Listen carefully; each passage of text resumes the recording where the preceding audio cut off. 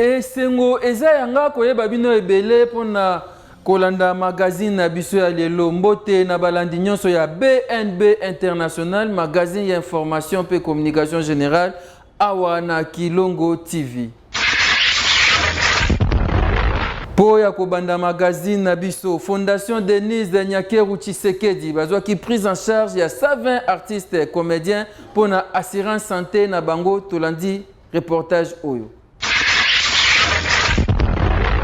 Fondation Denise Nyakeru Tshisekedi, la première dame de la République, basalaki remise. Il y a ba carte de santé topé. Il y a prise en charge, il y a 120 artistes et comédiens sélectionnés pour na kozwa ba soins médicaux soki babeli, y compris na ba famille na bango, surtout ba oyo babala topé bazali ba marié. Na centre hospitalier HJ ya limité première funa. Pour na ko permettre bango ya kozwa ba soins médicaux ya malamu et surtout il y a qualité. Nyonso elekanaki na présence ya ministre ya culture et art pe ba comédien ebele oyo bayaki wana na micro ya Ben B Mag ba artiste ba monisaki esengo na bango boye. Bon et ça lingai vraiment d'abord on ko remercier nanu Maman Denise na nenga kanisi biso vraiment parce que souvent ça ka artiste qui ba beli et ça la kapenza biso sonier moko ko bela ka partout batu baleka na télévision côté boye de boye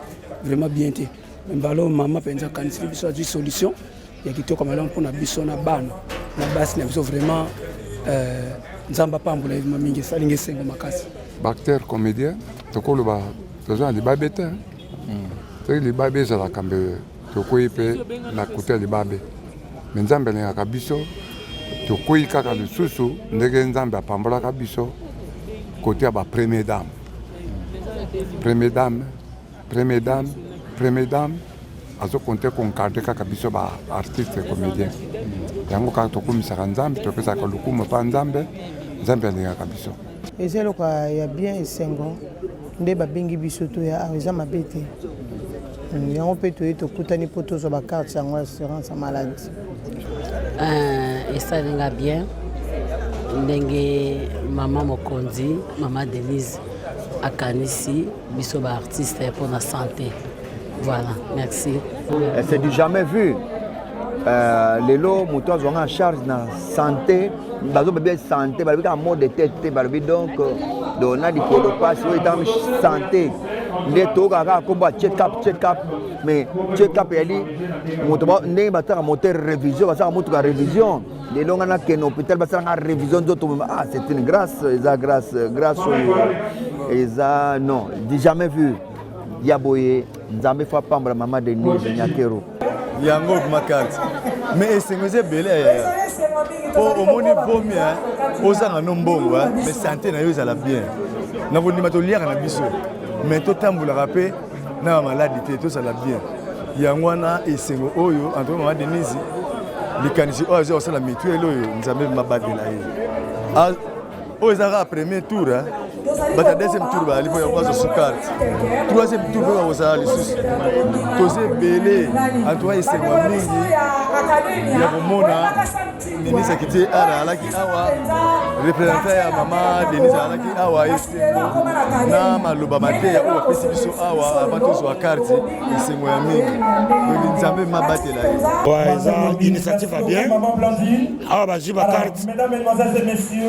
carte eza teke babomba ona bandako ko banda lobi baba na déjà ko bela po ba salela yango voilà baba na obela déjà baba motono sa zwi carte hayeba ko bela habimisa ba maladi na ye po carte se swami voilà cette fois-ci fini. Oh biso bakipaka biso te nyonso esili mama Denise Nyakeru abeti likofi na mesa pona kosilisa makambo nyonso wana esali bien makasi komona prise en charge ya artiste comédien esi ebandi tokolika ete malembe misusu pe bakozwa ba prise en charge na bango pona mosala kitoko oyo basalaka pona koedike mas. Botala mwana mbali oyo état physique na yaza handicapé mais na cadre ya qui cherche azo fabriquer ba bracelet yango ezo sunga ye po à vivre.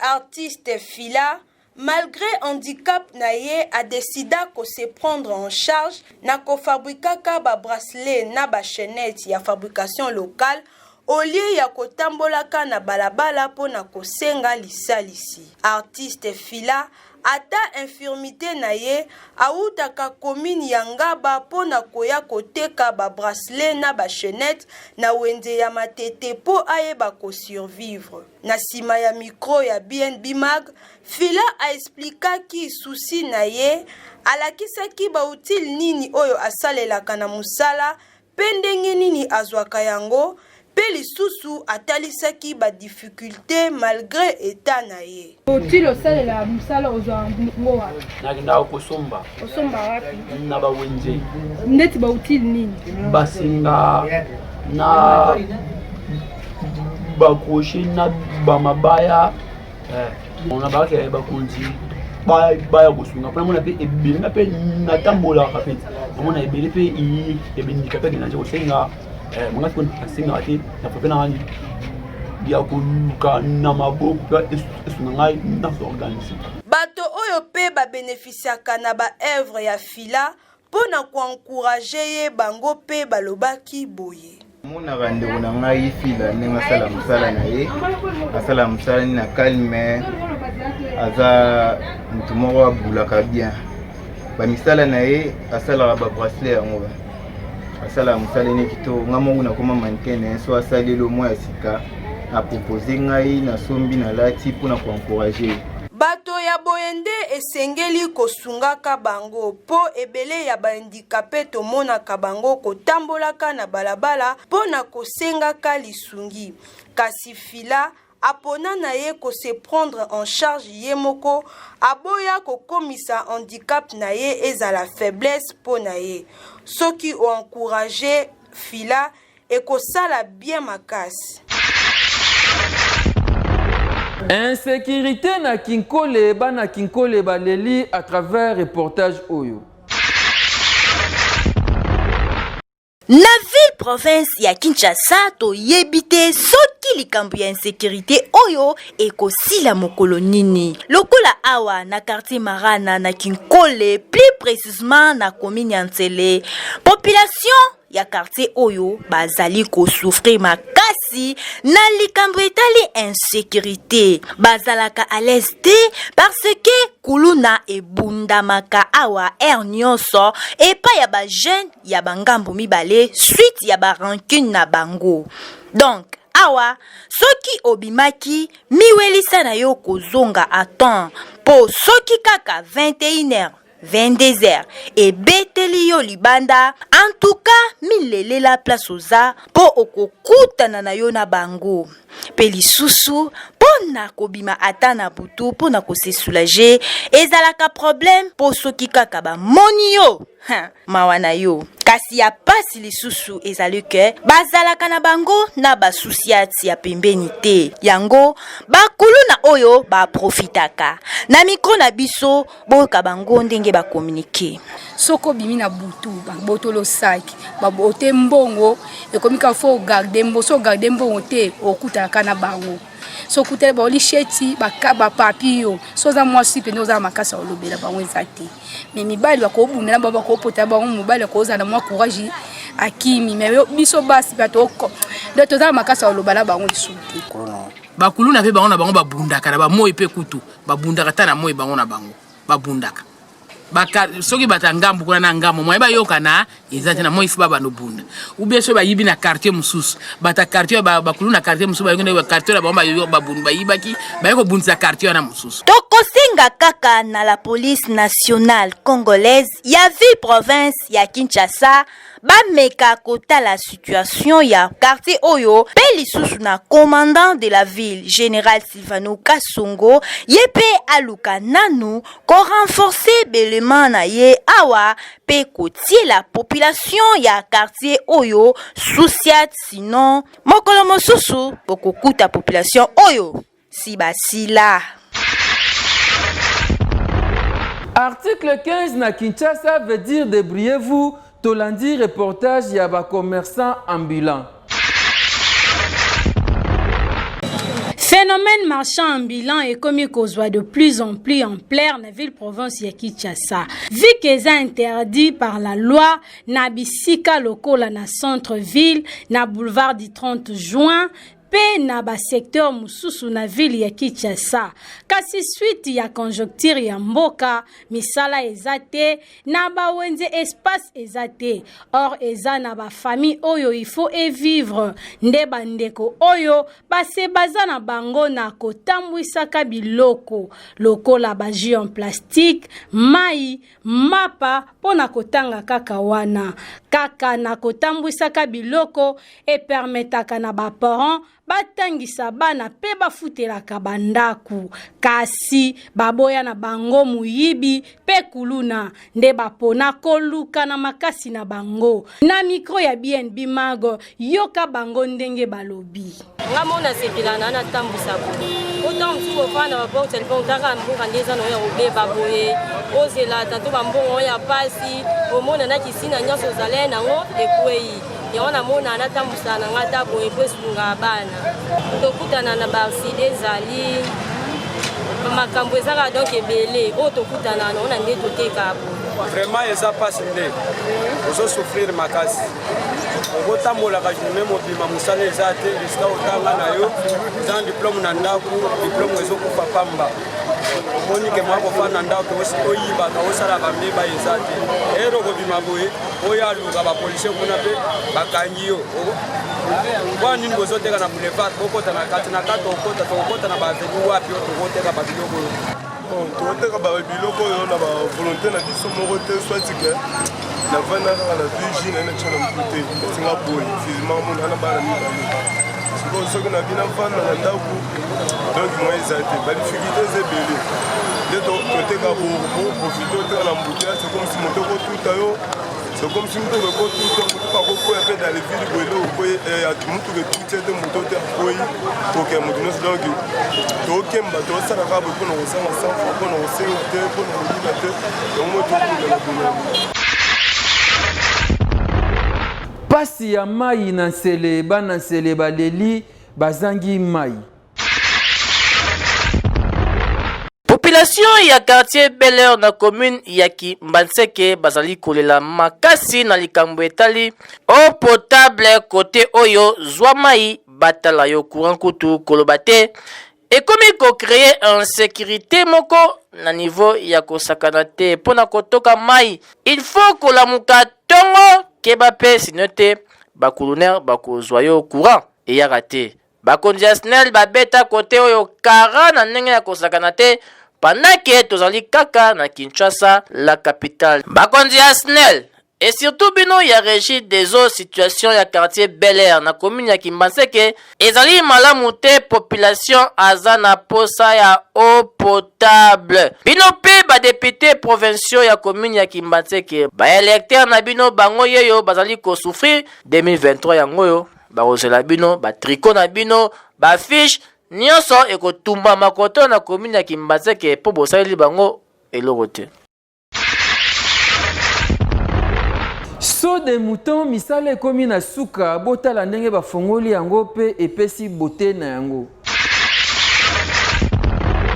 Nini yango esilaka te tope eloko nini etikala kaka infini. Boyebake projet tope ba travaux ya so de mouton. Il y a des bonhommes wana ekomi presque na suka botala bino moko. Ndenge nini bazali ko beta yango dada batie goudron. Balongoli batol nyonso e bombanaki e monani polele. Population ya Mwanza tope ba ingénieur ya cité o nyonso babandaki kotia makelele munoko esili tope. Bato nyonso bakomi kaka sourire. Eloko yango ebongi ebimi bien makasi epesi population esengo komona ndenge nini mwa embouteillage oyo bandaki kolia ba chauffeur côté oyo ekomi kosila malembe mituka ekomi koleka na kitoko tokolika ete tango ekofongwama likolo wana ekozala kaka wa mituka nyonso ekoleka na kitoko oyo wapi na mikro ya BNB population balobaki boye vraiment toza na esengo makasi parce que soki moto eumelaki donc lokola mokonzi ya mboka leki awa tozosepela makasi ndenge mosala ezokende yango ekomi na suka yango biso wa population tozosepela vraimen nde mosala esalama boye towana esengo makasi te population ezosepele mingi mpo kotala ke mosala baembouteillage ekozala lisusu te bamituka bato bakomi kokatisa banzela bien tokoki kokende bien sikoyo na ndenge ezolo nzambe abatela ye akenda liboso na mosala na ye ke eloko biso tooloba yango wana tomoni kano tobanda komona lokola aventure ka ndenge tomoni ezosala eza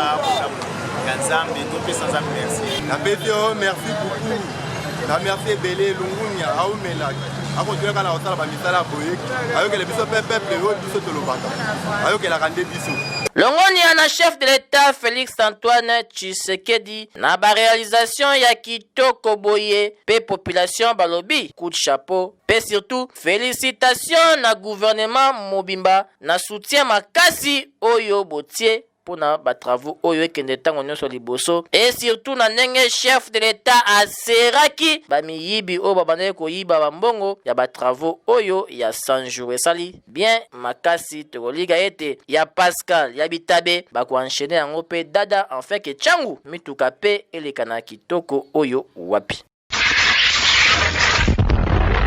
babayer to pe bakolo lopango bazoyoka na malamu te na ba locataire na bango par rapport ya to ya dollar tolandi duplex oyo elongo na héritier Nkanu. Merci beaucoup na relais bopesi nga naza sur terrain pour na relever la situation ezolekana entre babayer na ba locataire na bango na makambo etali mode ya paiement bamususu balingaka dollar et puis bamususu balingaka franc congolais so za na franc congolais ba exiger yo to moko ya likolo o ba osomba dollar yango to za na terrain pour na ozwa impression surtout ya ba locataire pe ya babayer koyeba qu'est-ce qui se passe entre bango bamususu balobi pe il faut gouvernement fixer ka to moko et ko permettre bango ba futaka ba loyer na bango convenablement ngana bino to kita na terrain pour to ozwa impression il y a ba locataire ainsi que babayer pe so ba monana pour meka un peu ko pesa makanisi na bango nde to kutana mbala sima pona désannoncé. Merci. Bon, na likambo ya loyer, ngai nazali locataire, ça fait plus de 20 ans. Plus de 20 ans naza locataire.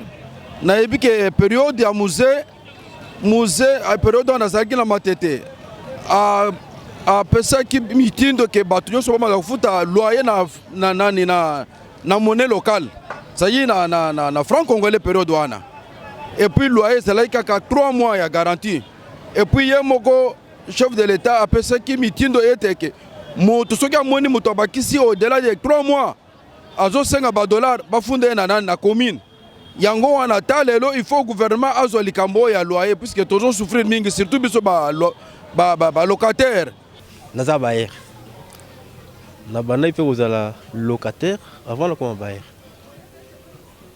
idée que gouverneur a fixé montant ya bandaku oyo batu bafuta et vous allez un peu bien té pourquoi parce que bandaku eza ba na ndenge eza bandaku eza ba douche na kati ba toilette bani eza bandaku deux chambres condition nango eza différent na ba bandaku ya chambre salon na bandaku ba 3 chambres salon bon deuxièmement na ndenge tout ça la bandaku ba milliers première catégorie ba ma campagne ba Gombe ba deuxième catégorie ba troisième catégorie hein. Vraiment, qu'on fixe un gouverneur et qu'on puisse libérer la population. Paiement en dollars, pour moi, c'est mieux. Pourquoi? Ce qui, au foot, il y a dollars. 100 dollars, par exemple, il y a garantie. On a 3 mois, on a 30 dollars. Jour où au Bima, on a 100 dollars. Même équivaut à franc congolais. La valeur, ils ont un échange à marché. Mais quand il y a paiement, il y a loyer. Tout à fait, on fout en dollars, mais on fout en franc congolais. Na taux de jour, c'est normal. Net singa na zogaranga. Hein, garantie au payé en dollars, mais paiement mensuel aux fouta na taux de jour na franc congolais. Ils ont vraiment passé. Ils ont passé mingi, ils allaient mawa. Comment on a été nyonso et commis dollarisé. Situation on a été biso ba congolais na passé makasi. Kota la keno yomo moni tezo vivre na ba business. Ba business na biso to sala on a ba franc congolais. To sala on a dollar te. Zo te ka mo eloko no en franc congolais Maintenant, comme à la fin du mois, il faut foutre en dollars. Et la situation, ils ont pénalisé Bisso tellement makasi que tous dans l'État, s'il y a moyen à ça quelque chose, peut-être que non désormais, le prix à loyer, ils allaient fixer en francs congolais. Et qu'il y ait des Bisso. En même temps, il y a des gouvernements parce que dollar est belé au gouvernement, ils ont le cas, ils ont un particulier. Imagine les lots, combien de population ils ont dans la ville qui cherchent, combien. Maintenant que chaque bailleur a un poste à dollar. Mais dollar au banque, alors que ceux qui les lots, lobby que non dollar et la pour opérateur économique. Biso ba marché nyonso ya mboka particulièrement net ba ya ba loyer wana ezala en francs congolais et qu'on permettre que dollar est comme belé na banque parce que tout le monde maintenant se bat pour le dollar ou futa na fin du mois. Les lotos eza 20 000. Beaucoup comme à la fin du mois, il faut futa na taux ya achat 25 000. C'est dur. C'est dur. Na bandi ete bino nyonso bolandi ya pression ya population kinoise par rapport à dossier totambola ki nango lelo ko luka koyeba. Qu'est-ce qui se passe entre les locataires et puis les bailleurs dans le mode il y a paiement le gouvernement a s'impliqué ba futa 40 na francs congolais yango biso peut aussi na gouvernement biso implication totale na situation oyo yango ne ko permettre batu nyonso baza à l'aise donc babitumbe ko mobunda matro na ba parcelle pour na likambo etali modalité ya paiement oyo biso aussi na gouvernement implication totale to lo bape boina ba locataire ceux qui ont na franc congolais fouter na franc congolais et puis bailleur pe ceux qui locataire a pesio na franc congolais zoa so pas pesio na dollar zoa peut permettre bino boza toujours na ambiance wana ya famille. Merci beaucoup ezalaki ngai héritier Nkanu na compte ya magazine BNB nazon selebino relais. Merci héritier Nkanu pour un élément oyo. Je pense que vous comprenez nenganini ba bailleur na ba locataire bazoyo kanate pour na to ya dollar. Tolanda reportage oyo par rapport ya sinusite bokono oyo zo tungisa population tope bandeko na ndenga ko sakanate. Sinusite ezali kaka inflammation ya sinus yango wana nde babenga yango sinusite. On a koye ba maladie oyo ezali sinusite ezali na ba symptômes oyo elakisaka oyo ezali sinusite. Mais ça dépend d'un individu à l'autre, d'un malade à un autre. Puisque malade nous savons na signe mon côté. Malade nous savons liboso na docteur, le docteur ne nazali boye, nazali koyoka mutu pasi. Docteur n'a pas seulement mutu pasi, musu sakoki na oya a olobelo docteur na ine nazabo na yoka lisusu noté. Docteur ne nazali boye miyoyezo kitelanga na zolo air nyos basinye ezali tellement ebele na meki kotangela wana oyo est un peu fréquent au batu bayaka liboso ya biso nyonso mais basinye ezali ebele et ça dépend d'un malade à un autre. Par cause mosusu ezali cause virale. La cause peut être aussi bactérienne, une infection bactérienne, et ça peut être aussi une allergie tout simplement. Et ce qui est cause virale, par exemple, au moins en moins de 7 jours, par exemple, la personne pouvait mais ce qui est une infection, le médecin est obligé de traiter le malade en rapport avec l'infection.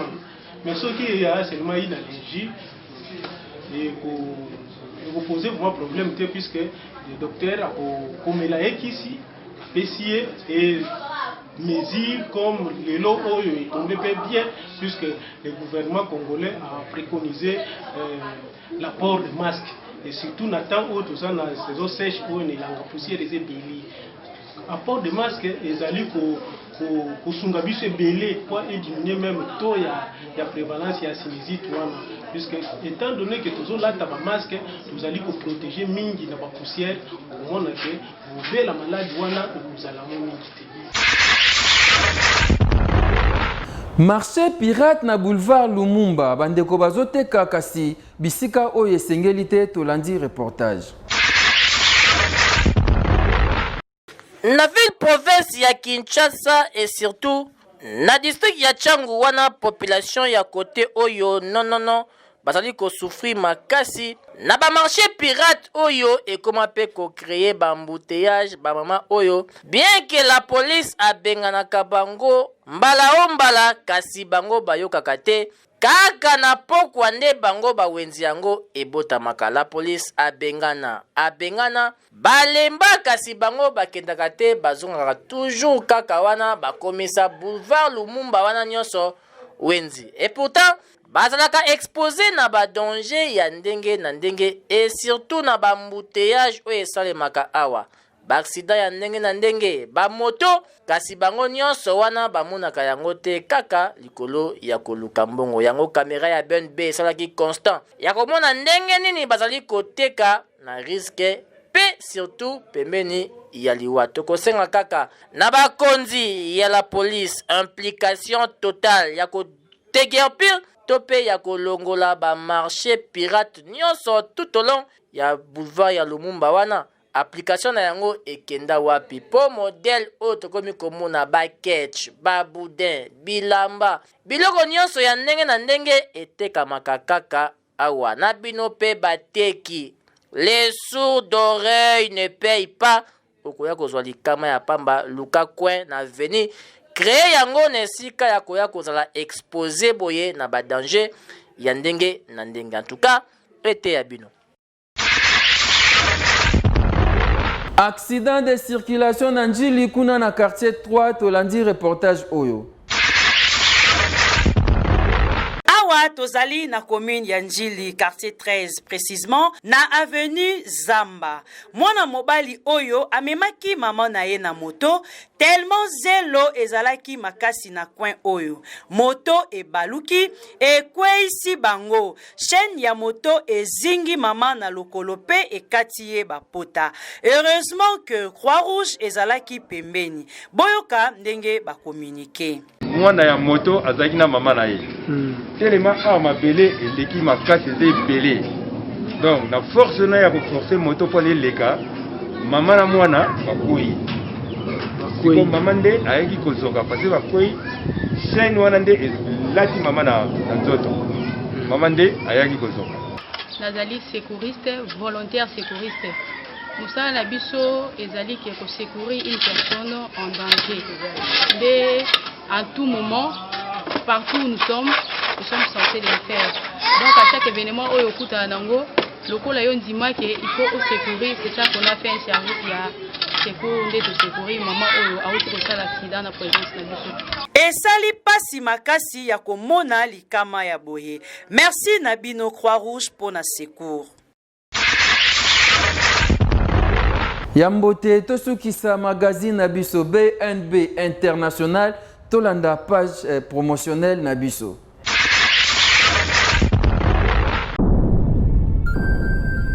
Le business a ses idées, FB International Agence a ses abonnés. Le fret Europe, RDC, a retrouvé son identité.